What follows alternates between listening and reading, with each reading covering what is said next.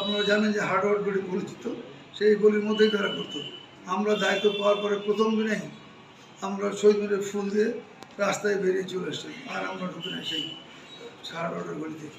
আমাদের সমস্ত যত কর্মসূচি আপনার এই আমরা রাজপথেই করেছি, এবং সকল নেতা কর্মীদের আমরা তাদেরকেও আমরা দায়িত্ব দিয়েছি, এবং আমরা যাদের আমাদের সাথে সবাইকে আহ্বান জানিয়েছি এই কমিটিদের সাথে আমাদের সহায়তা করার জন্য।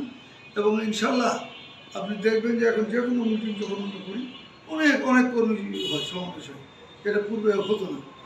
সেটা আমাদের সাংগঠনিকভাবে আমাদের সবাই আমরা যে 9 জন আমাদের ছিল যুগ্ম আহ্বায়ক সহ আমরা যারা ছিলাম সবারই অক্লান্ত পরিশ্রমে সেগুলো সম্ভব হয়েছে।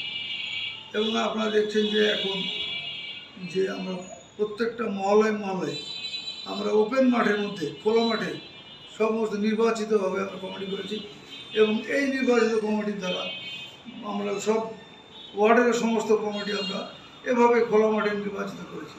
এবং আপনি বোধহয় দেখে থাকবেন যে ইতিপূর্বে আমাদের মহলের 7টা থানা, এই 7টা থানার আমরা কাউন্সিল করেছি ওপেন স্টেজ করে, সকল লোকের বহু লোকের সমাগম হয়েছিল, এবং ঢাকা থেকে আগত অতিথিবৃন্দের উপস্থিতিতে আমরা সেই কমিটিগুলো আমরা নির্বাচিত করেছি।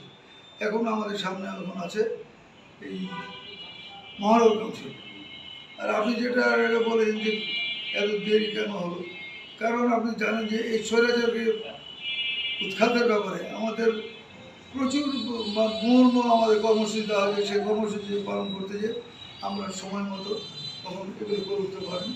স্বৈরাচারকে পতন হয়েছে, আমাদের রেডি হয়েছে। এখন আমরা ইনশাল্লাহ ওই মাসের আশা করছি এই মাসের শেষের দিকে হয়তো, অথবা আগামী মাসে প্রথম সপ্তাহে আমাদের মহানগর কাউন্সিল হয়ে যাবে ইনশাল্লাহ।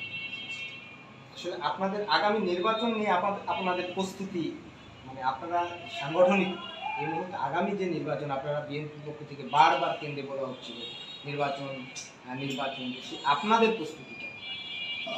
ধন্যবাদ আপনাকে প্রশ্ন করার জন্য। আপনি জানেন যে বিএনপি একটা বড় দল এবং গণতান্ত্রিক নির্বাচনমুখী দল।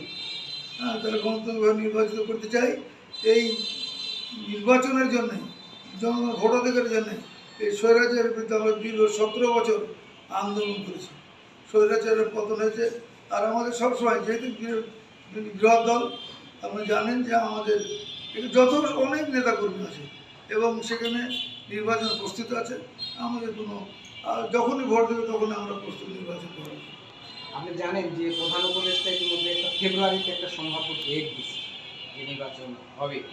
আসলে আপনারা কতটুকু আশা বা প্রত্যাশা আছে যে ফেব্রুয়ারিতে নির্বাচন হবে, তাহলে কেমন হবে? ধন্যবাদ আপনাকে। আমরা অনেক দিন ধরে আন্দোলন করে আসছি এবং আমরা দাবি জানিয়ে আসছি যে বর্তমান সরকারকে, যেটা একটা অন্তর্বর্তী সরকার, জনগণ চাই ভোটের মাধ্যমে যে নির্বাচিত হবে সেই সরকারকে চাই। আমরা গণতন্ত্র, বাঙালির প্রথম থেকেই আমরা বাংলাদেশের লোক গণতন্ত্রে বিশ্বাস করি, এবং ভোট করার জন্য যে বর্তমান যুবক যারা যুবক আছে, এই প্রজন্মের লোকেরা তারা ভোট অনেকদিন তারা ভোট দিতে পারে না, তারা ভোটের জন্য মুখে আছে। সাথে সাথে যারা আগে যারা ছিল যে প্রজন্মের দল, আমাদের মতো প্রবীণ যারা আছে, তারাও কিন্তু অনেকদিন ধরে পুনর্নির্বাচিত নির্বাচন দিতে পারে না। সুতরাং তারাও ভোটের প্রয়োগ করার জন্য তার মুখে আছে, এবং যদি ভোট দেওয়া হয় ফেব্রুয়ারিতে, অবশ্যই আমরা আশা করি, যেহেতু আমাদের ভারপ্রাপ্ত চেয়ারম্যান জনাব তারেক রহমানের সাথে বর্তমান প্রধান উপদেষ্টা লন্ডনে যে বৈঠক হয়েছে, সেখান থেকেই ফেব্রুয়ারিতে নির্বাচন দেওয়ার জন্য একটা রোড ম্যাপ তারা দিয়েছেন, এবং সে নিয়ে আমরা প্রস্তুত হয়ে আছি, এবং আশা করছি সেই সময় মতো আমাদের নির্বাচন হবে, অত্যন্ত ভালো নির্বাচন হবে। প্রাইম নিউজ প্রতিদিন।